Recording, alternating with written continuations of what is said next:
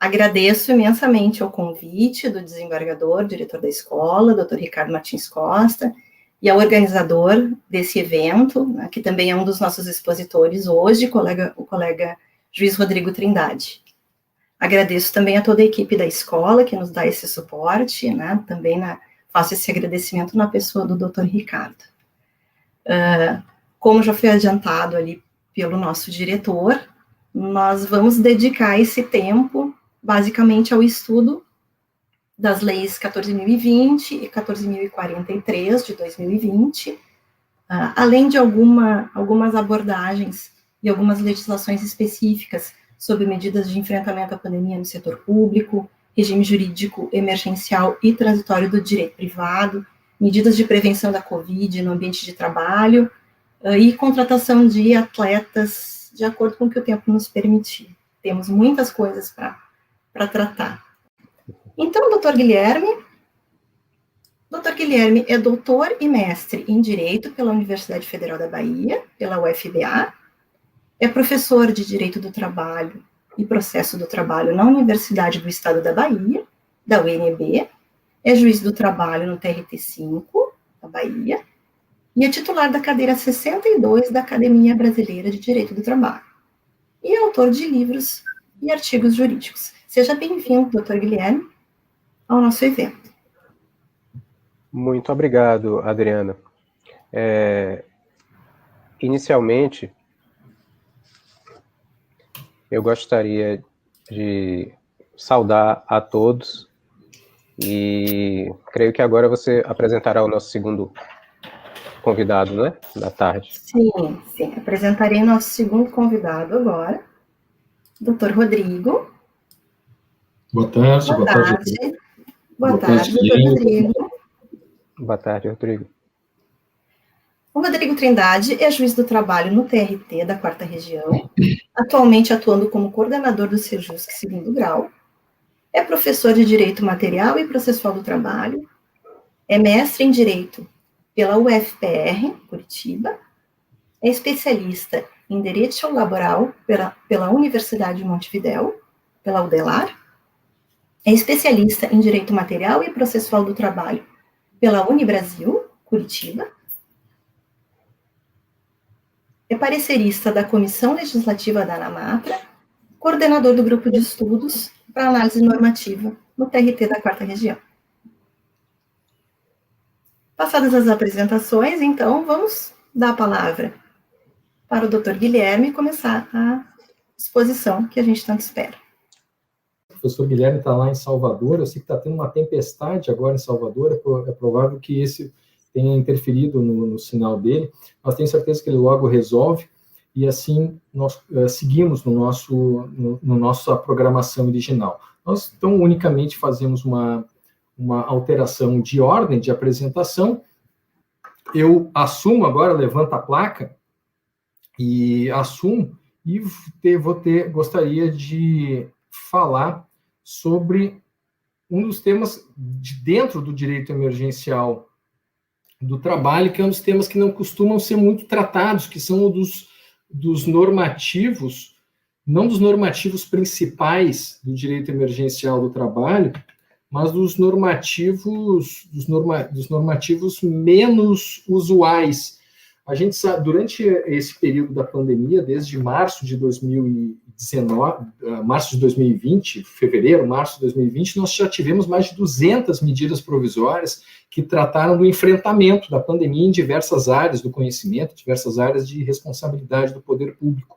Mas só dentro das relações de trabalho, do direito do trabalho, relação de emprego, nós tivemos, acho que uma dezena ou mais de uma dezena de medidas provisórias, e junto com elas tivemos outros normativos, várias leis, algumas medidas provisórias foram transformadas em leis, foram convertidas em lei, outras leis vieram de forma independente do parlamento e também se somaram a esse arcabouço normativo que nós optamos por chamar de direito emergencial do trabalho, porque faz parte do direito do trabalho raiz, do direito do trabalho perene, se relaciona com o direito do trabalho perene, mas possui a sua sistematicidade, tem o objetivo de enfrentamento a essas situações excepcionais que nós estamos vivendo. No último evento, nós falamos sobre a medida provisória 927 e a sua complementação temporal, que foi a medida provisória 1046, agora, de 27 de abril de 2021, e hoje nós temos a oportunidade de falar. O professor Guilherme vai tratar, assim que retornar, vai tratar sobre a Lei 14.020 e a sua prorrogação temporal, que tem algumas alterações, nós vamos ver no nosso terceiro tempo, que é a medida provisória 1045. Para mim, ficou a responsabilidade de tratar desses outros normativos, começando pela Lei 14.043 de 2020. Essa lei, a Lei 14.043 de 2020, originária da MP 944, né, a MP teve início de vigência em 3 de abril de 2020, foi até 19 de agosto de 2020, tem como principal tema o financiamento de folhas de salários mediante compensação.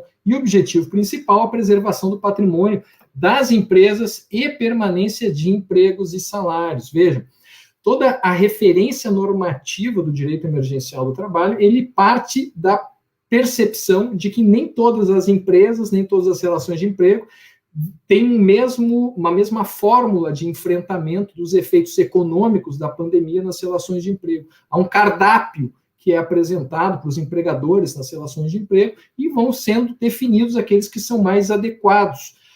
Para os empregadores que estão com graves dificuldades econômicas, dificuldades de pagamento dos seus salários, nós temos, foi o oferecimento pelo Poder Público Brasileiro, o oferecimento de um grande programa de financiamento da folha de salários. Veja, não é um empréstimo para a empresa utilizar esses valores para...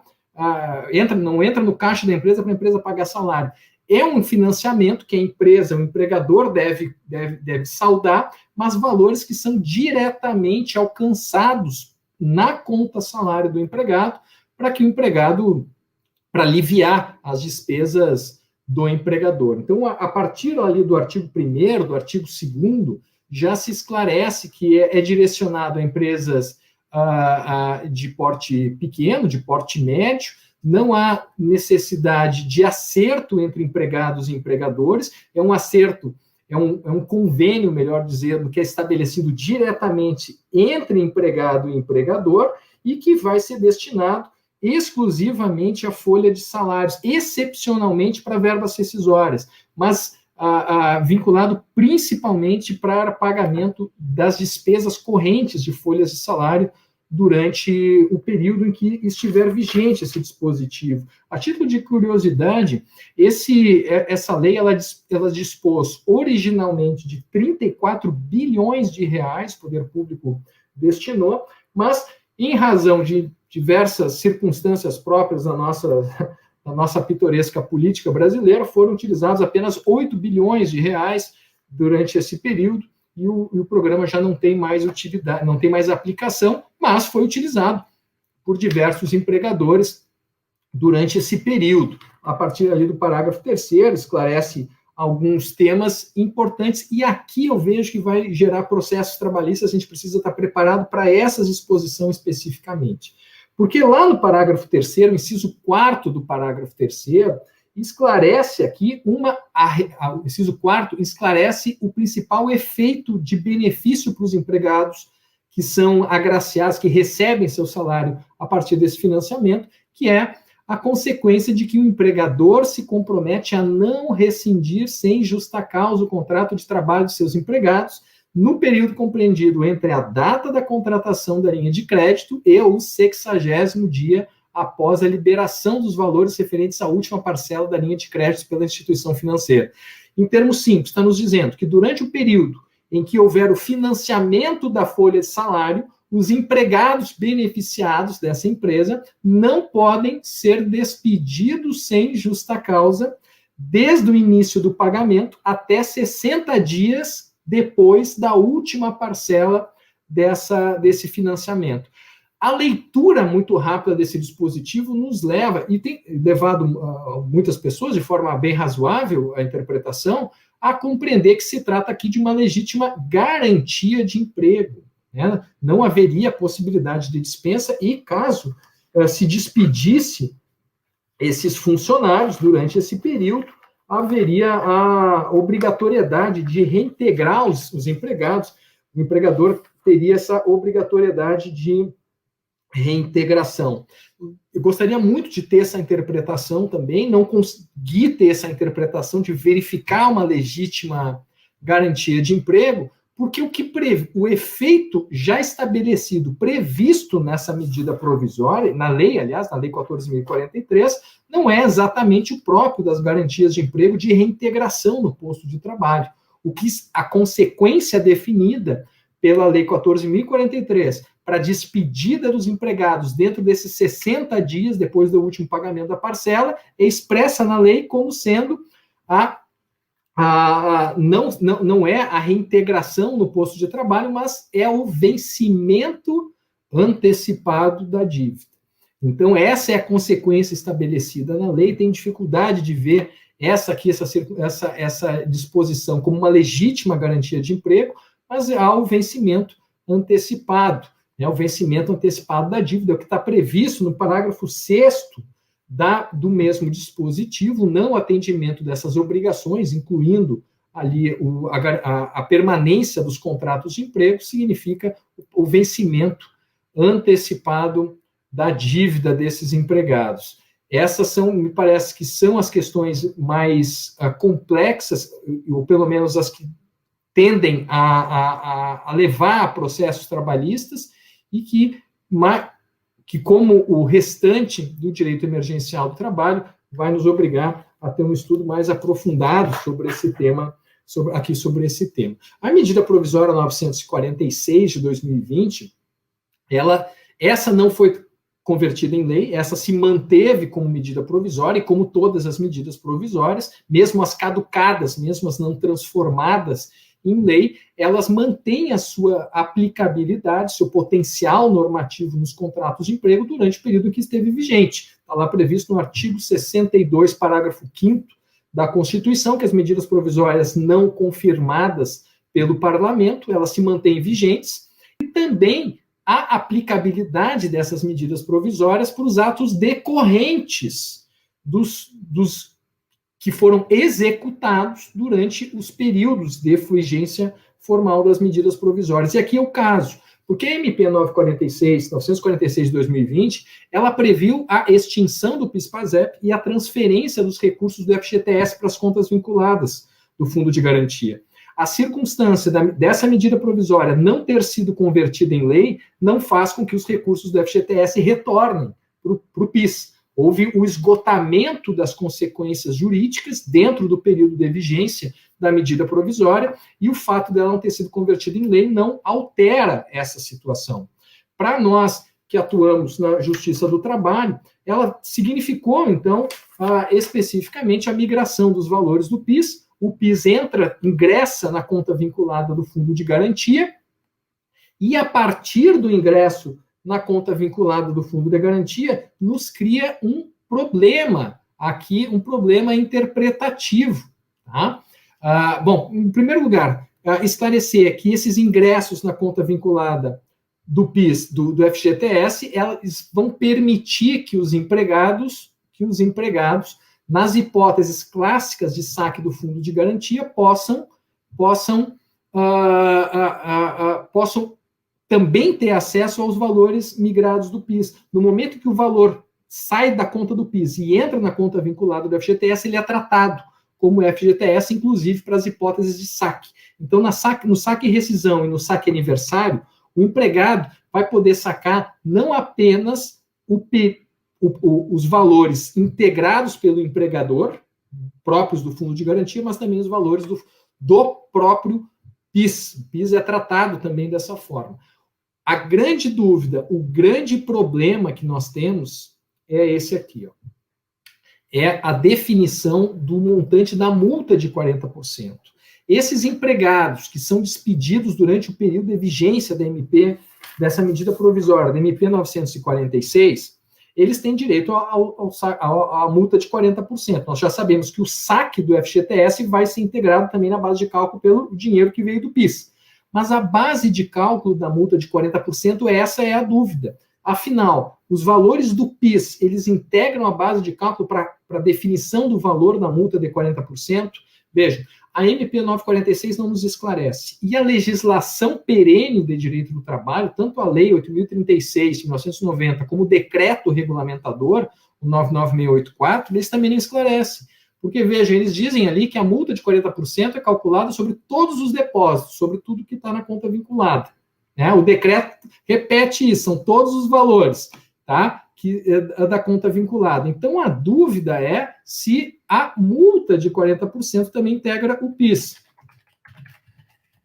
Também tem integração ao PIS. E temos bons argumentos para os dois lados. Os argumentos positivos, sim, tá? O valor do PIS integra a base de cálculo do FG, da multa de 40%. O primeiro dos argumentos é que a medida provisória, ela assimila os valores migrados como FGTS para todos os fins. A alocação dentro da conta vinculada, a correção passa a ser corrigido pelos índices da Caixa do Fundo de Garantia, as hipóteses de saque são as mesmas hipóteses de saque do Fundo de Garantia. Então, é a hipótese dos alquimistas, da pedra filosofal. O que era chumbo vira ouro, o que era PIS vira FGTS, inclusive para cálculo da multa de 40% também integra. O segundo dos argumentos é de que, no mesmo sentido, para a mesma conclusão, é de que tanto a lei quanto o decreto, lá de 1990, eles calculam a multa sobre todos os valores que transitaram na conta vinculada. Não faz qualquer distinção. Não é valor que entrou, que foi pago pelo empregador. É todo o valor que está na conta tem que ser calculado. Bom, aqui temos algumas respostas que podem ser dadas para esses argumentos que estão ali no nosso campo azul do slide, que é a resposta negativa. Não, a multa de 40% é só pelo que foi depositado pelo empregador, não entra o valor do que foi migrado do PIS.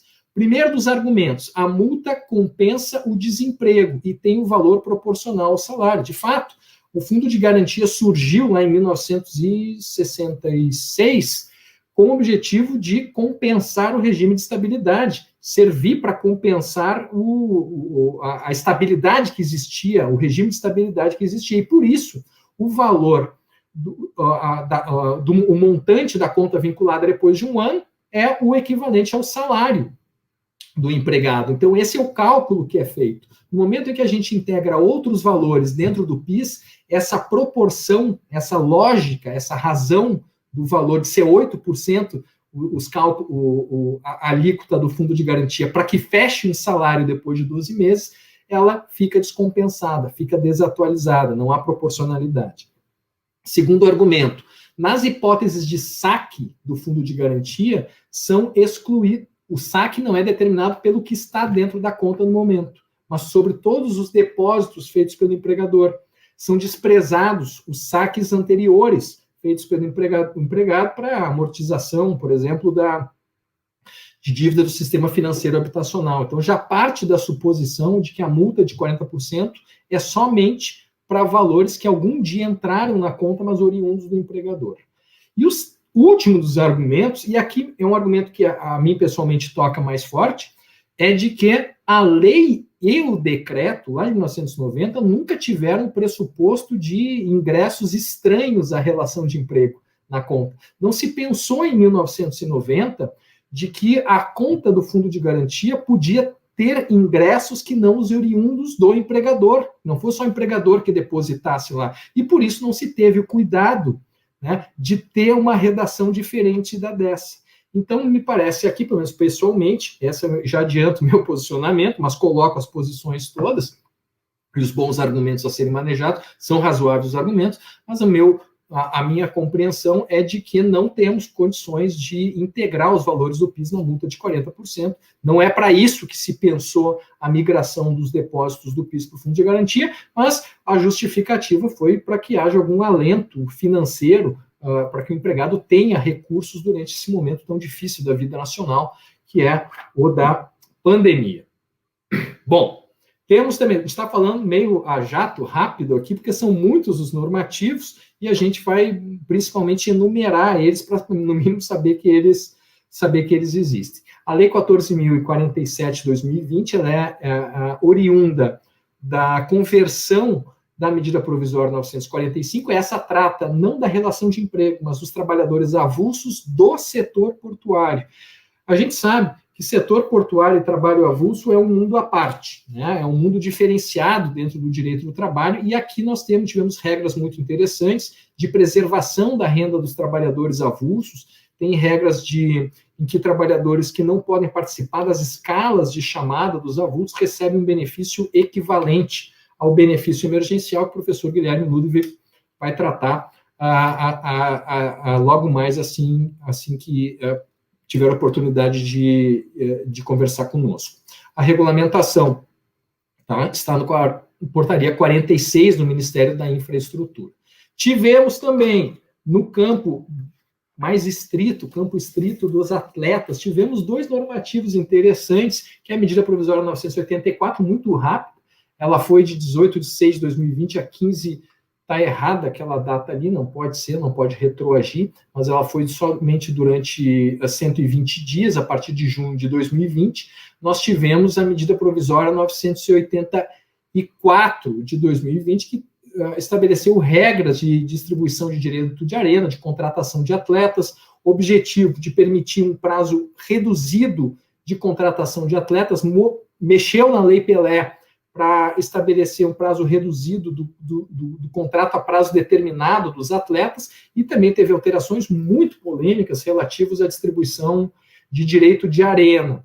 Essa medida provisória caducou, não foi convertida em lei, não teve decreto legislativo também para regrar o período de vigência, e tivemos logo depois a Lei 14.117 de 2021, também trata de atleta, de contrato mínimo de contratação, teve o mesmo objetivo também de convalidar contratações menores dos atletas para permitir o encerramento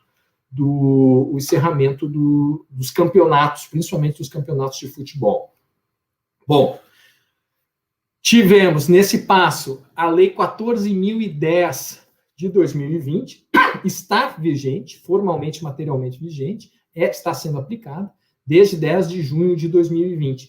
E aqui é uma lei que não é estritamente de direito do trabalho, mas tem dispositivos que, me parecem, devem ser aplicados nas relações de emprego. Ela cria um regime jurídico diferenciado dentro das relações de direito privado durante o período da pandemia. Estabelece regras muito próprias de suspensão e impedimento de prazos prescricionais. A primeira dúvida que nós temos aqui, o primeiro enfrentamento dessa lei, diz respeito à definição de reconhecer ou não que essa lei se aplica às relações de emprego. E ela não é expressa quanto a isso, ela não está dentro do centro do direito emergencial do trabalho, é uma lei um pouco mais ampla de enfrentamento da pandemia, e traz regras relativas às relações privadas. Bom, as relações trabalhistas também podem ser integradas nesse conceito de relações privadas. Essa vai ser uma questão importante para que a gente defina a possibilidade ou não de aplicação. Bom, e colocamos ali os 2 campos de argumentação, de fundamentação que a gente precisa manejar, né? De aplicação ou não às relações trabalhistas. Pessoalmente, vou adiantar aqui, como a gente tem pouco tempo, vou adiantar meu posicionamento, que eu acredito que ela sim se aplica às relações trabalhistas, porque afinal a relação de emprego ela é majoritariamente privada, né, apesar da doutrina mais antiga de direito do trabalho, aliás, a doutrina fascista do século XX falava em relação institucional, os paracontratualistas ou acontratualistas, ou institucionalistas falavam que não era contratual, mas toda a doutrina contemporânea de direito do trabalho entende, sim, que a relação de emprego é uma relação privada dentro do conceito, não de autonomia da vontade, mas de autonomia privada, né, dentro do conceito de negócio jurídico mesmo, que admite a integração de outras forças jurígenas na formação das obrigações, que não apenas a vontade livremente manifestada, como diziam lá no século XIX, começo do século XX. E, portanto, me parece que sim, essas disposições devem ser aplicadas nas relações de emprego, até porque as causas de impedimento, suspensão, interrupção da prescrição no direito do trabalho, nós não costumamos retirar do nosso Código do Trabalho. Nós costumamos buscar elas justamente na legislação do direito civil, do Código Civil de 16, no Código Civil de 2002. É de lá que a gente tem as regras, o ajuizamento da ação interrompe a prescrição, dali que a gente tira essas regras. E as condições fáticas que animam a existência dessa lei, elas são retiradas também da compreensão da dificuldade de acesso ao Poder Judiciário, tanto o judiciário estadual, como o federal, como o trabalhista. Não tem grandes diferenças quanto a isso. Mas esse é só metade do problema, tá?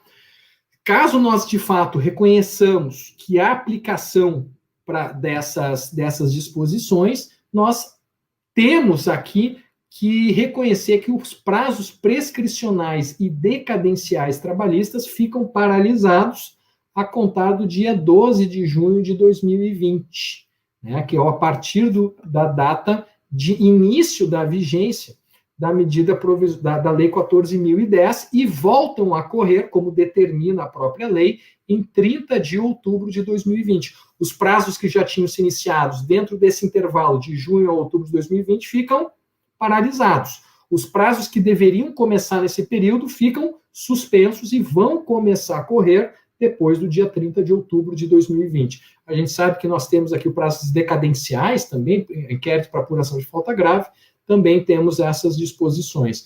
Temos uma questão controvertida, obscura, importante, que é da definição da aplicação também da prescrição quinquenal, né, se é somente a prescrição bienal que é alcançada por essa suspensão, ou nós também devemos considerar como de suspensão da nossa prescrição quinquenal trabalhista. É uma questão que é bastante controvertida, coloquei ali algumas orientações sumuladas, lato sensu, do Tribunal Superior do Trabalho, que podem nos auxiliar a estabelecer aqui uma pauta de decisão sobre esse tema.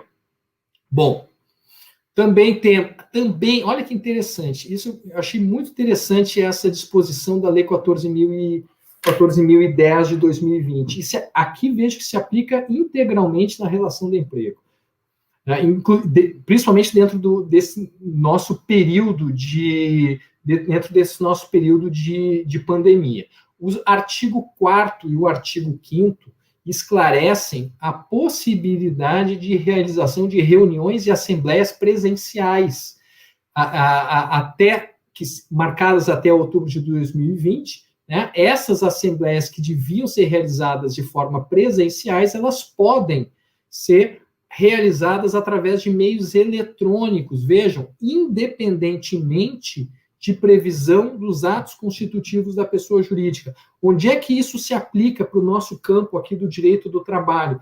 Principalmente nas assembleias sindicais. Nós estamos discutindo, desde o início da pandemia, a necessidade de chamamento dos sindicatos, né, das associações de empregadores e dos sindicatos para negociação de normas coletivas emergenciais para fazer valer a diretriz, a orientação de enfrentamento da pandemia.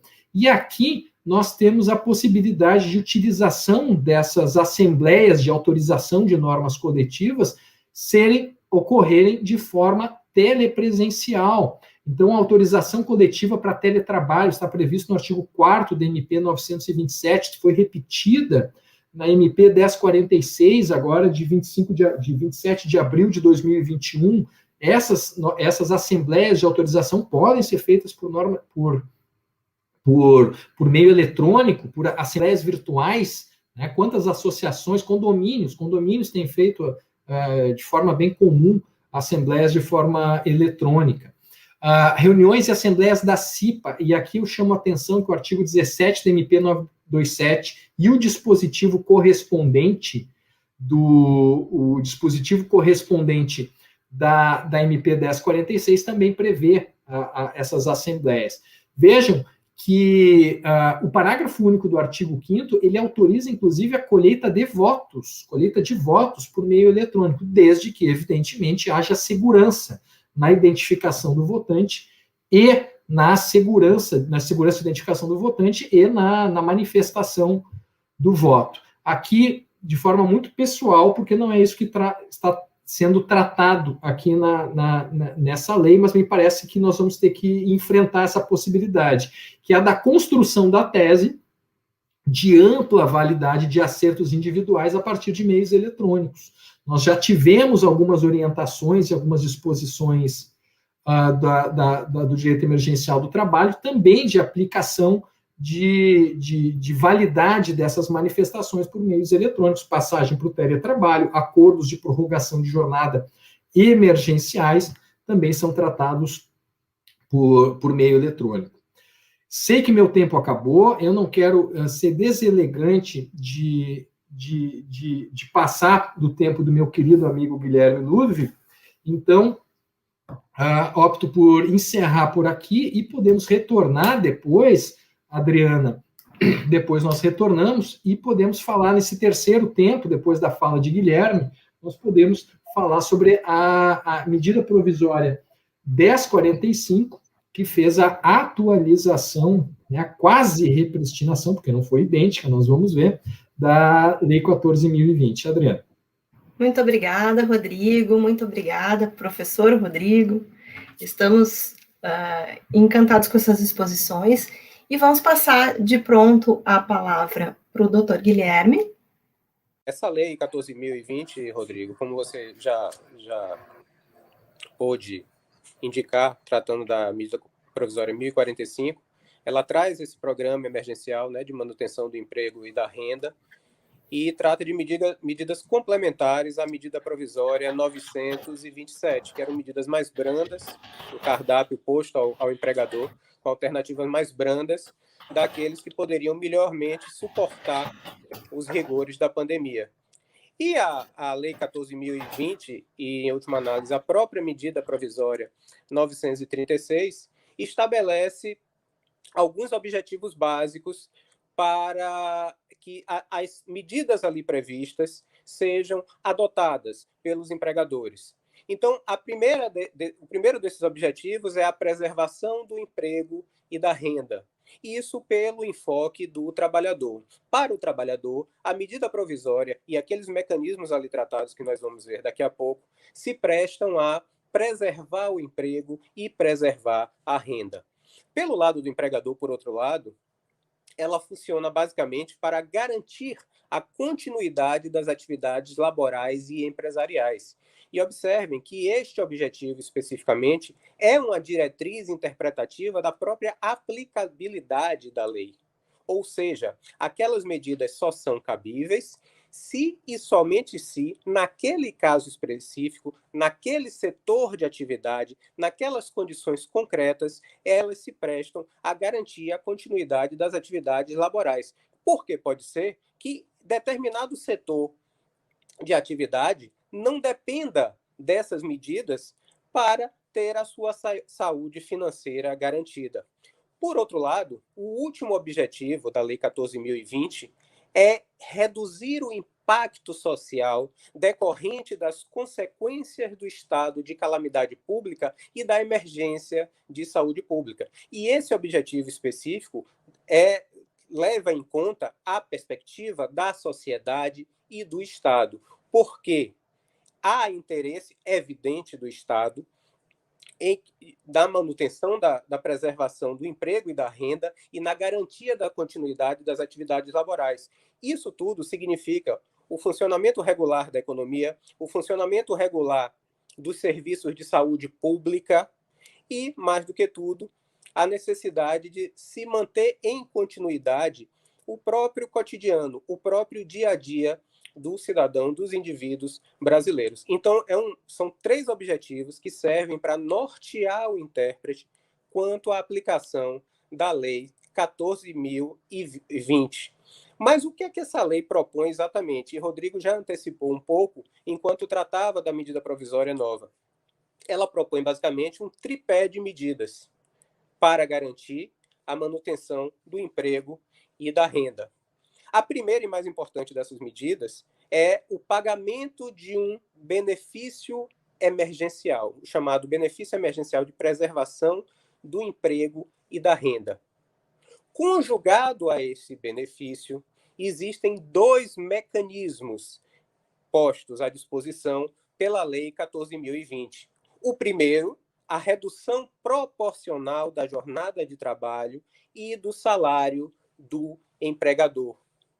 O outro, mais radical ainda, a suspensão temporária do contrato de trabalho. Vale lembrar que a suspensão do contrato de trabalho em caráter temporário já tinha sido objeto de dispositivo da medida provisória 927, no seu artigo 18. A grande diferença é que ali no artigo 18 da medida provisória 927 não haveria uma contrapartida em favor do empregado em face dessa suspensão. Então, seu contrato seria suspenso e, a partir dali, ele não receberia nada para garantir a sua subsistência e a de sua família.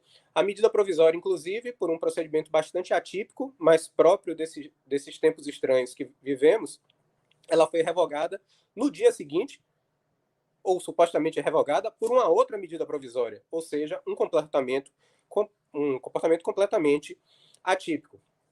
Essa Lei 14.020, ela, em princípio, se aplica em princípio. Haverá alguns condicionantes que vamos ver adiante. Mas se aplica a qualquer empregador da iniciativa privada. Mas ela mostra-se inaplicável no âmbito da União dos Estados, do Distrito Federal e dos municípios, ou seja, dos entes federativos, para os órgãos da administração pública direta e indireta. Ora, o benefício emergencial é custeado com recursos da União. Então, não há sentido, em princípio, que haja essa troca de rubrica entre esses valores para que, por exemplo, por hipótese, por absurdo, a União custeie a própria União quanto ao pagamento de um benefício em favor dos seus empregados. Não há nenhum sentido. A Lei 14.020 resguarda ainda os serviços públicos e as atividades essenciais. Pode ser aplicada nessas atividades e nesses serviços? Pode, mas de uma forma comedida para que garanta esses serviços e atividades de modo que o interesse maior público, o interesse da sociedade, seja preservado. A Lei 14.000 também determina que aplica-se esses mesmos mecanismos ao contrato de aprendizagem e também aos contratos de jornada parcial. Mas vamos tratar agora um pouco dos tais 3 mecanismos do tripé de medidas trazidos pela Lei 14.020. A primeira dessas medidas é o benefício emergencial. O benefício emergencial é uma prestação mensal devida independentemente de qualquer período aquisitivo, tempo de vínculo ou número de salários recebidos. Então, ela não está vinculada a uma condição específica do contrato de trabalho daquele empregado. E é um benefício, é um valor impenhorável? Nós pensamos que sim, porque damos um tratamento análogo ao de salário, porque se presta a garantir a subsistência do trabalhador. Pelos mesmos fundamentos, portanto, se impenhorável é o salário, também impenhorável será o benefício, dentro, claro, das restrições que a lei processual, dos limites que a lei processual aplica a essa regra, claro. É um benefício pago pela União enquanto durar essa redução proporcional da jornada e a suspensão temporária do contrato. E é devido a partir da data de início de uma dessas duas iniciativas, não é? É interessante observar que a Portaria 10.486 de 2020, que regula a Lei 14.020, estabelece as hipóteses de cessação do pagamento do benefício emergencial. Entre elas, obviamente, está o transcurso do prazo pactuado, seja da redução, seja da suspensão. Mas pode acontecer de o empregador melhorar a sua condição financeira ou observar que já não depende mais daquele mecanismo para a regular continuidade de sua atividade empresarial. Então, ele pode antecipar, não é, o prazo estabelecido. Nesse caso, naturalmente, também cessa o pagamento do benefício. O empregado também pode se recusar a atender um chamado do empregador para retornar à sua jornada normal. É hipótese também de cessação do benefício. Enfim, a Portaria 10.486 estabelece uma série de regras para fixar um marco final no pagamento do benefício emergencial. Mas como é feito o cálculo desse benefício? Bom, é um critério utilizado equivalente ao cálculo do seguro-desemprego. É bom observar que o benefício emergencial ele não é um substitutivo do salário. Ele visa garantir alguma renda para que o empregado possa garantir a sua subsistência e a subsistência de sua família. Então, o benefício emergencial é calculado com base no valor mensal do seguro-desemprego. Agora, na hipótese de redução proporcional da jornada e do salário, este valor será proporcional ao percentual da redução. No caso da suspensão do contrato, por outro lado, a regra geral, a suspensão do contrato implica na não prestação de trabalho, né? Logo, a não percepção do salário. Então, a regra geral é que seja equivalente a 100% do valor do seguro-desemprego. Entretanto, considerando a capacidade financeira do empregador e buscando uma medida de promover a isonomia material, no caso das empresas que têm uma receita bruta superior a 4.800.000 reais em 2019, este é o parâmetro temporal, né, a sua receita em 2019, esse valor do benefício emergencial será equivalente a 70% do seguro-desemprego. Mas os 30% restantes ficarão a cargo do próprio empregador como uma ajuda compensatória mensal de natureza indenizatória no valor exatamente dos 30%. 70% mais 30% fecha os 100% do valor integral do seguro-desemprego. E esse tratamento diferenciado é dado a essas empresas justamente partindo da premissa de que elas têm uma maior capacidade de resistir à crise. Agora, o benefício é devido a qualquer tipo de empregado na iniciativa privada? Não, né?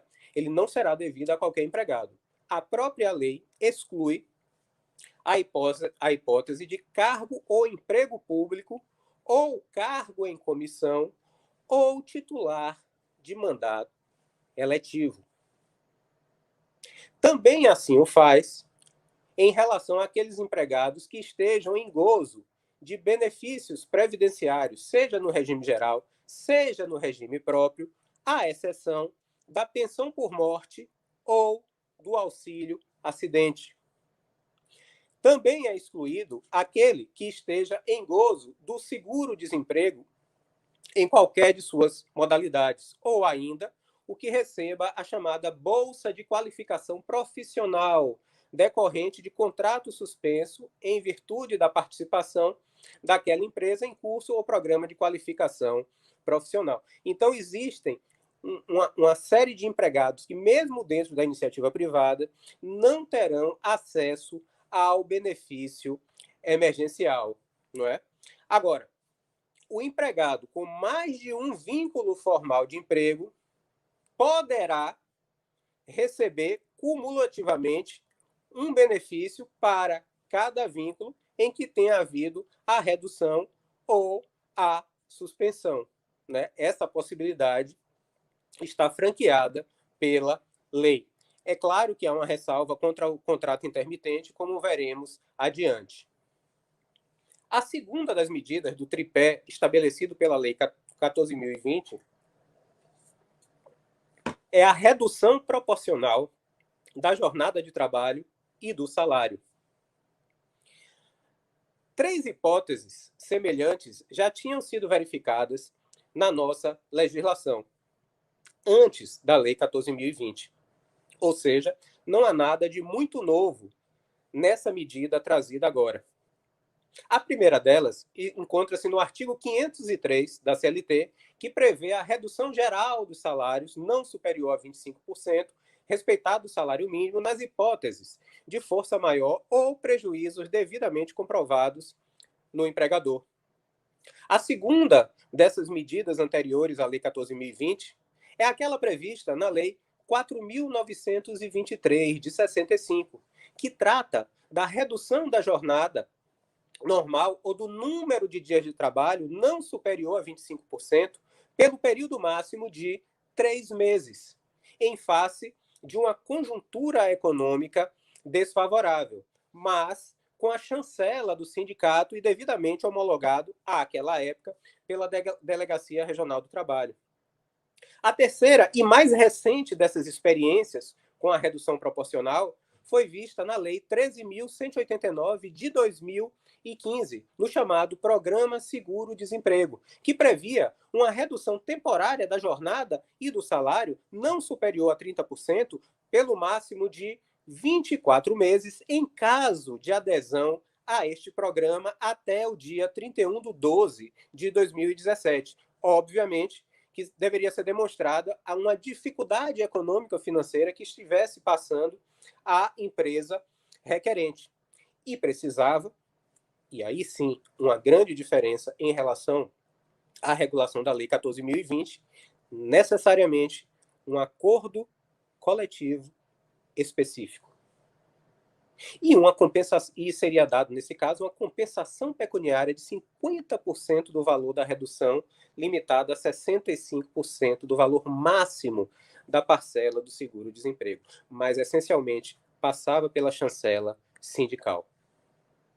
Essa redução da jornada, ela, conforme os termos da lei, ela é prevista no empregador de forma setorial, departamental, parcial ou mesmo, excepcionalmente, na totalidade dos postos de trabalho. Então, o empregador ele pode verificar que um determinado setor, um determinado departamento da empresa não está com a necessidade da presença constante, contínua, durante toda a jornada daqueles empregados.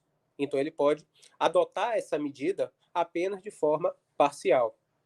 Mas pode ser que essa necessidade, essa demanda seja geral da empresa. Então, ele adotará em caráter total, né, em relação à totalidade dos seus empregados, a redução da jornada e, consequentemente, do salário. Foi fixado originariamente um prazo de 90 dias prorrogáveis por prazo determinado em atos do Executivo. E esses atos do Executivo vieram em caráter sucessivo. Inicialmente, o decreto 14.422 de 2020, estabelecendo a possibilidade de prorrogação por mais 30 dias. Em seguida, o decreto 10.470, mais 60 dias. E, finalmente, o decreto 10.517, fixando um prazo ainda posterior de mais 60 dias de prorrogação, totalizando 240 dias. Essa redução, ela pode ser feita, mas, evidentemente, ela há de preservar o valor do salário hora de trabalho. Agora, a sua pactuação, diferentemente do programa visto na lei de 2015, pode sim ser estabelecida pela norma coletiva, pela Convenção Coletiva de Trabalho, pelo Acordo Coletivo do Trabalho, mas também, e eis aqui um dos pontos principais de discussão doutrinária e jurisprudencial em relação a esta lei, ela pode ser estabelecida por acordo individual escrito. Neste caso, para uma redução exclusivamente nos percentuais de 25%, 50% e 70%. Isso a gente ainda vai ver adiante no decorrer dessa exposição, mas estou atento ao meu tempo máximo de 30 minutos. A terceira medida desse tripé estabelecido pela Lei 14.020 é a suspensão temporária do contrato de trabalho. Novamente, não há aqui uma novidade propriamente dita, né? Existe a experiência, que já foi citada aqui en passant, do artigo 476-A da CLT, estabelecido inicialmente pela medida provisória 2164 de 2000, que previa ali uma suspensão do contrato de trabalho por 2 a 5 meses para a participação do empregado em curso ou programa de qualificação profissional. Era ali uma medida não em função, evidentemente, de um cenário de endemia ou pandemia, evidentemente que não, mas uma alternativa que o governo federal propunha para reagir a uma crise de desemprego crônico que era vivido naquela oportunidade. Essa suspensão do artigo 476 partia também da lógica da concessão ao empregado de uma ajuda compensatória sem natureza salarial, além de outros benefícios. E era instituída uma bolsa de qualificação profissional, custeada pelo FAT, para que o trabalhador, né, tivesse acesso a uma renda, a uma espécie de renda, enquanto estivesse com seu contrato suspenso. E os critérios eram idênticos ao do seguro-desemprego. Então, com toda certeza, foi a regra legal que serviu de inspiração clara para a fixação dessa medida pela Lei 14.020. Mas ela, a suspensão contratual propriamente tratada nesse programa atual da Lei 14.020, ela também tem, da mesma forma que a redução, um alcance de forma setorial, departamental, parcial ou em relação à totalidade dos postos de trabalho. O seu prazo máximo estabelecido foi de 60 dias, fracionável em 2 períodos de até 30, também podendo ser prorrogado por ato do Executivo. Os mesmos decretos, né, já ditos em relação à redução proporcional, que estabeleceram a prorrogação de mais 60 dias pelo decreto 10.422, pelo decreto 10.470 mais 60 e, finalmente, pelo último decreto 10.517 mais 60 dias, totalizando, né, na conta geral, 240 dias. Igualmente, pode ser pactuado tanto pela norma coletiva, pelo acordo individual escrito. E garante que o empregado, melhor dizendo, fará jus a todos os benefícios concedidos pelo empregador aos seus empregados. Mas há de se questionar o alcance desse todos os benefícios. Porque, por exemplo, um vale-transporte é um benefício oferecido pelo empregador ou empregado, mas o contrato está suspenso. Então, seria devido nessa hipótese? Então, essa interpretação em torno dessa expressão deve levar em conta as situações concretas de cada verba, na consideração de que não está havendo a própria prestação de serviço. E a lei faculta ainda que este empregado possa contribuir como segurado facultativo do regime geral de previdência social. Algo que se coloca nesse ponto e que poderia dizer respeito também à redução proporcional da jornada é exatamente que reflexos têm essas medidas sobre o 13º salário e as férias. Porque, por exemplo, na hipótese da suspensão do contrato de emprego, esse prazo, esse período de suspensão, ele efetivamente contará como período aquisitivo para acesso às férias e para acesso para o cálculo do 13º? Bom, existe uma nota técnica do Ministério da Economia, a nota 51.520 de 2020, que parte de 2 premissas. Primeiro, não considerar a redução para o cálculo dessas verbas. Ou seja, as verbas seriam calculadas pela integralidade, mas considerar os períodos de suspensão e redução para fins do acesso ao direito. De outra mão, há uma diretriz orientativa do Grupo de Trabalho do Ministério Público do Trabalho, o grupo GT Covid-19, que diz que os períodos de suspensão e redução devem ser efetivamente considerados no tempo de serviço. É uma medida, é uma interpretação que parece mais justa na medida em que não transfere para o empregado este risco, ele não precisa assumir a responsabilidade por essa circunstância grave que trouxe uma alteração severa no seu contrato de trabalho. A medida provisória 10.045, inclusive, bem poderia ter aproveitado essa oportunidade para dirimir essas dúvidas, mas ela silencia quanto ao tema.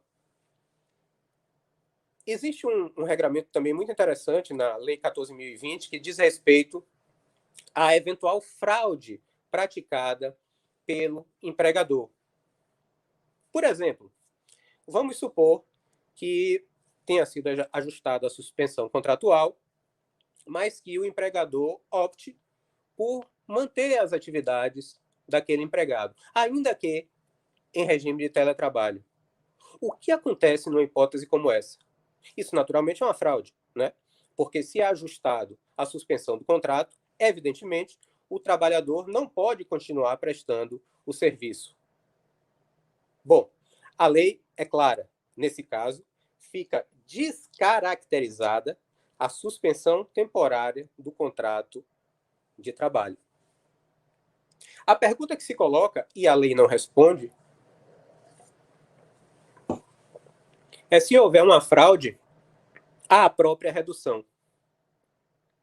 O que acontece numa hipótese como essa?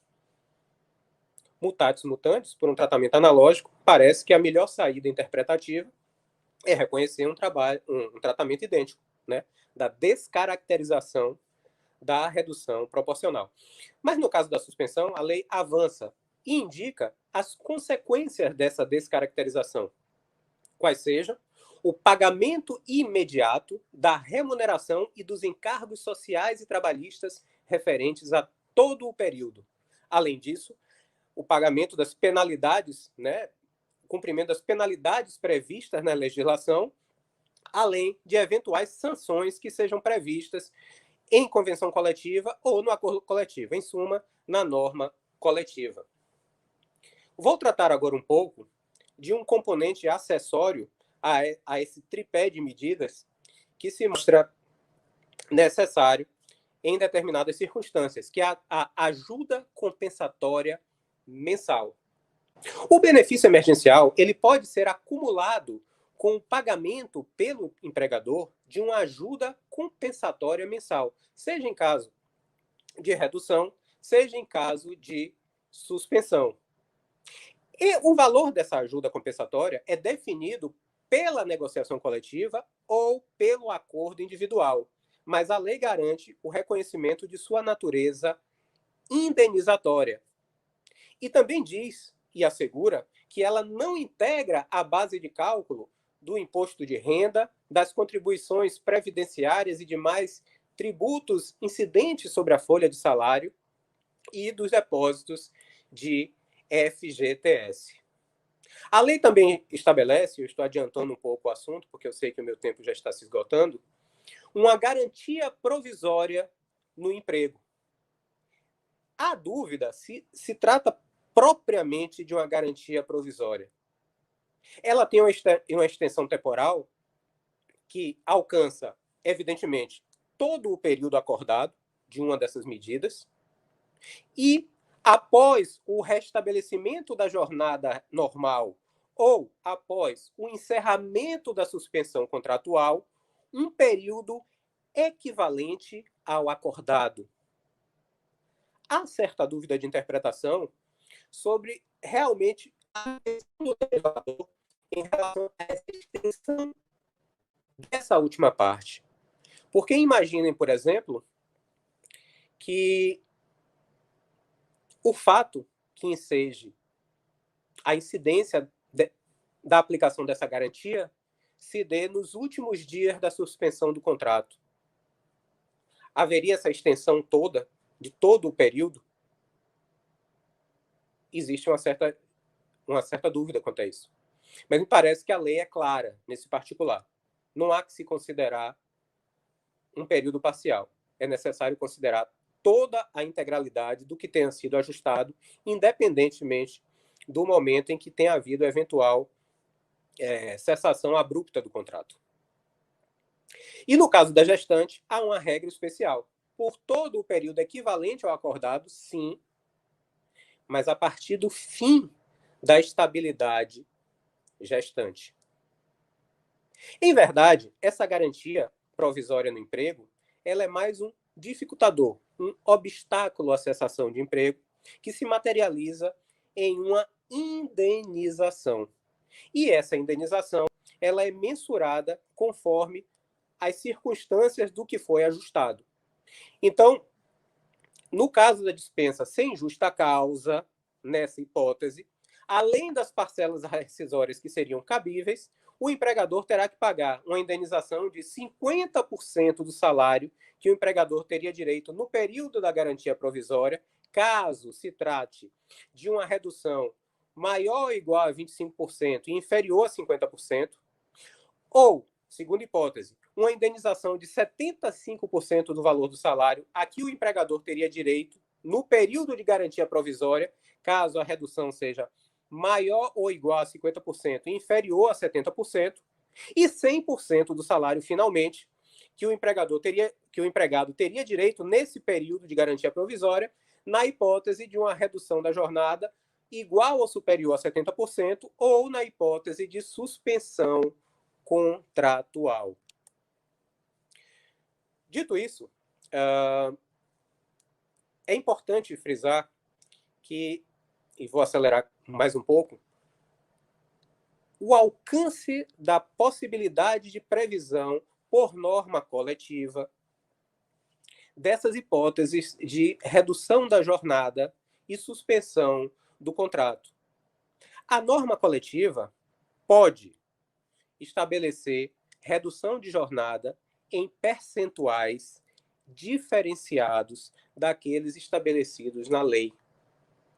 E ao dizer isso, meio que chove no molhado, porque se a própria Constituição Federal reconhece a autonomia das entidades sindicais para a produção da norma coletiva, é evidente que a norma coletiva pode alterar estes limites da lei. Porém, no que tange à parte que cabe ao Estado, vale dizer, neste caso, o pagamento do benefício emergencial, este, ainda que haja uma pactuação diversa na norma coletiva, ele segue os percentuais estabelecidos na lei. Para uma redução inferior a 25%, não há benefício, não há pagamento de benefício emergencial. Para a redução igual ou superior a 25% e inferior a 50%, qualquer que seja a faixa, ainda assim o benefício vai ser na razão de 25%. Para uma redução superior ou igual a 50% e inferior a 70%, o benefício, qualquer que seja a faixa estabelecida pela norma coletiva, o benefício será de 50%. E para maior ou igual a 70%, o benefício será de 70%. Então, na prática, o que a lei diz, em outros termos, é o seguinte: os atores sociais, as entidades sindicais, podem sim pactuar distintamente percentuais de redução da jornada. Agora, em termos práticos, de benefício para o empregado, nada haverá em seu favor. Por quê? Porque o benefício emergencial continua nos mesmos parâmetros e que são parâmetros mínimos. Né? Então, suponha-se que, por exemplo, que haja uma redução de jornada de 30%, ainda assim, o seu benefício emergencial será pago apenas em 25%. Então, é uma forma de esvaziar esse espaço de criatividade da norma coletiva. Quanto aos mecanismos de implementação, já foi dito aqui que essas medidas da Lei 14.020 podem ser estabelecidas tanto pela norma coletiva quanto pelo acordo individual. Mas existem determinadas circunstâncias e determinados limites. O acordo individual, pela Lei 14.020, é possível para aqueles que ganham salário igual ou inferior a R$ 2.090, para aquele empregador que possui uma receita bruta em 2019 superior a R$ 4.800.000. Já para os empregados com salário igual ou inferior a R$ 3.135, também para o empregador, agora para o empregador com receita bruta igual ou inferior a 4.800.000. E também é possível a fixação por acordo individual no caso daqueles empregados que possuem diploma de nível superior e salário mensal superior a 2 vezes o teto do INSS. Então, nesses casos, é que é possível o acordo individual. Em princípio, nos demais casos, apenas por norma coletiva pode ser ajustada essa suspensão temporária e essa redução proporcional da jornada. Exceto, e aí voltamos à hipótese do acordo individual, se houver uma redução de 25%, ou ainda, evidentemente, se não houver qualquer prejuízo financeiro para o empregado. Ou seja, se não houver qualquer redução ou se houver a redução ou a suspensão sem diminuição do valor total recebido, incluídos aí nesse valor total o próprio benefício emergencial e a ajuda compensatória mensal. No caso dos empregados aposentados, o acordo individual, além desses requisitos, ele somente será admitido se houver o pagamento de uma ajuda compensatória diferenciada, no mínimo equivalente ao benefício previdenciário que o empregado receberia, né? Eu não sei como é que está meu tempo agora, senhores. Eu perdi um pouquinho, porque agora eu estou sem o controle do tempo. Eu gostaria de saber quanto tempo eu ainda disponho.